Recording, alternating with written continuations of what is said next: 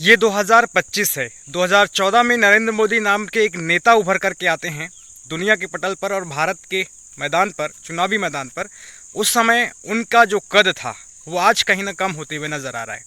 2024 के लोकसभा चुनाव में हमने बार बार ये बात को कही कि प्रधानमंत्री का कद अब छोटा होता चला जा रहा है। उनकी छवि अब वो नहीं रही जो 2013-14 में हुआ करती थी, जब वो पहली बार देश का प्रधानमंत्री बनने के लिए रेस में शामिल हुए थे।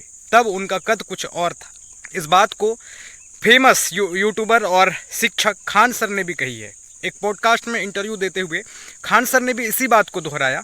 उनसे जब मैडम ने सवाल की कि आपको जो प्रधानमंत्री नरेंद्र मोदी हैं वो पहले वाले नरेंद्र मोदी अच्छे लगते थे या आपके नरेंद्र मोदी अच्छे लगते हैं, तो उन्होंने, खान सर ने कहा कि 2013-14 वाले प्रधानमंत्री मोदी जो प्रधानमंत्री नहीं बने थे तब की बात कुछ और थी और अब कुछ और हो चुके हैं। यानी कि उन्होंने उन वादों को याद दिलाते हुए कहा, प्रधानमंत्री के वादों को याद दिलाते हुए कहा कि उस समय जब प्रधानमंत्री बातें किया करते थे कि भाई देश में महंगाई कम हो जाएगी, गाड़ी पेट्रोल डीजल आधे दाम पर मिलेंगे और भारत विश्व शक्तिशाली राष्ट्र बनेगा, भारत शक्तिशाली होगा, सबके बैंकों में काला धन वापस आएगा।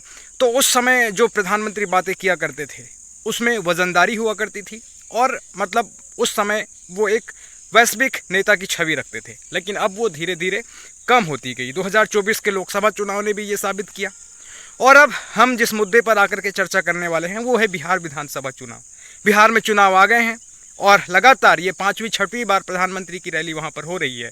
और वो एक मंच से खड़े होकर के ये कह रहे हैं कि मुझे डोनाल्ड ट्रंप का फ़ोन आया था जब मैं कनाडा G7 की बैठक में गया था, तो डोनाल्ड ट्रंप के साथ वहाँ पर मुलाकात नहीं हो पाई। तो डोनाल्ड ट्रंप ने फ़ोन किया और कहा कि आप कनाडा तो आ ही चुके हैं, तो आप यहाँ से वाशिंगटन होते हुए आप चले जाइएगा और तब तक हम आपके साथ डिनर करके, खाना खा करके विभिन्न मुद्दों पर बात कर लेंगे। प्रधानमंत्री मोदी आगे करते हैं कि मुझे तो बिहार आना था, यहाँ पर देवभूमि में आना था, आपके बीच आना था, इस वजह से मैंने विनम्रतापूर्वक डोनाल्ड ट्रंप के इस आग्रह को धन्यवाद पूर्वक ठुकरा दिया, स्वीकार नहीं किया और मैं आज यहाँ पर आ गया। लेकिन जब ये बिहार में आए तो आपको पता है कि किस प्रकार से प्रधानमंत्री नरेंद्र मोदी की रैली में लाखों करोड़ों लोग इकट्ठे होते हैं। इनके जनसभा में हजारों करोड़ों की संख्या में भीड़ होती है, लाखों की संख्या में भीड़ होती है। लेकिन कभी आपने ये गौर किया कि ये भीड़ आती कहाँ से है? प्रधानमंत्री मोदी को सुनने के लिए वाकई में ये लोग अपने मन से आते हैं या फिर इनको इकट्ठा किया जाता है, इनको जुगाड़ करके लाया जाता है? तो यहाँ पर एक वीडियो आपको सच्चाई दिखाएगी, वहाँ पर पोल दिखाएगी जिसमें कुछ आंगनबाड़ी कार्यकर्ता हैं, आंगनबाड़ी सहायिकाएँ हैं, मैडम हैं, जिनको ये कह करके प्रधानमंत्री मोदी के रैली में ले जाया जा रहा है कि ये ऑर्डर है, सरकारी ऑर्डर, और आपको वहाँ पर जाना है और जाना है प्रधानमंत्री मोदी को सुनना है। और वो महिलाएं, आंगनबाड़ी कार्यकर्ताएं उस मीडिया इंटरव्यू में ये भी बता रही हैं कि हमको जोर ज़बरदस्ती ले जाया जा रहा है, वो भी ये कह करके कि आपको यहाँ पर जाना है और ड्रेस में नहीं आना है, आप सामान्य ड्रेस में आएंगे जैसे सभी लोग आते हैं। ये बातें वहाँ पर कही गई। और दूसरी बात ये भी कही गई कि आपको ड्रेस में नहीं आना है। और वो महिलाएं ये भी कह रही हैं कि हमको वहाँ जाने की कोई इच्छा नहीं है, क्योंकि बिहार के साथ कोई विकास का काम प्रधानमंत्री ने नहीं किया है। ये बात वहाँ पर प्रधानमंत्री से नाराज़गी जताती हुए वो महिलाएं कर रही हैं। आप इस वीडियो में सुन सकते हैं किस प्रकार से प्रधानमंत्री मोदी की जनसभाओं में भीड़ को जुटाया जाता है। सरकारी खर्चे पर गाड़ियाँ भेज करके ज़बरदस्ती सरकारी कर्मचारियों को बुला करके उसकी पोल खोल रहा है। ये वीडियो देखिए आप ज़रा। मिला है, हाँ, आदेश मिला है कि सारा आंगनबाड़ी सेविका आम पब्लिक बन के जाएगी। आम पब्लिक बन के जाएगी? हाँ, अपने ड्रेस कोड में नहीं जाएगी। अच्छा, ड्रेस में नहीं वहाँ जाना है? ढूंढ जाके भी इकट्ठित करना है कि हम लोग ये इस गोपालगंज जिले से इतना लोग आया है। हाँ, इसके लिए हम लोग सब सारी सेविका 5 बजे सुबह बुलाया गया था, हम लोग 6 बजे आए, बिना नाश्ता पानी के चल दिए, बस आके चावरा में रुक चुकी है।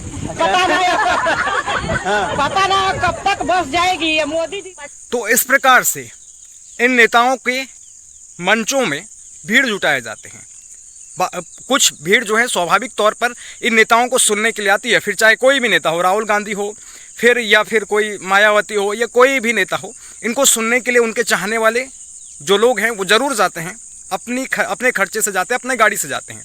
लेकिन किस प्रकार से वहाँ पर भीड़ अनाप शनाप दिखाने के लिए, क्योंकि जितना ज़्यादा भीड़ रहेगा उतना ज़्यादा उस नेता की छवि उभर करके दिखेगी या उतना ही बड़ा उसका कद देखने को मिलेगा।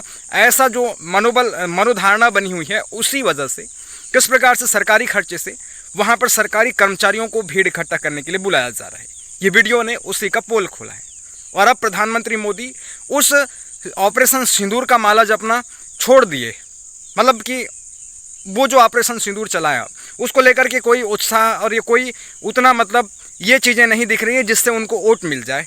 क्योंकि देखा किस प्रकार से ऑपरेशन सिंदूर को रोका गया डोनाल्ड ट्रंप के फ़ोन कॉल आने के बाद, तो उसी कारण से ऑपरेशन सिंदूर का गुणगान कम हो गया, क्योंकि प्रधानमंत्री मोदी सीज फायर के लिए राजी हुए डोनाल्ड ट्रंप के कहने के बाद। इसी वजह से अब जो उन्होंने मनसा भुनाई थी कि घर घर सिंदूर बांटेंगे, उससे भी उन्होंने पीछे कदम खींच लिया और उनको लगा कि ऑपरेशन सिंदूर का नाम ले लेकर के पाकिस्तान के खिलाफ कार्रवाई की है हमने, इसको ले लेकर के वोट बटोर लेंगे।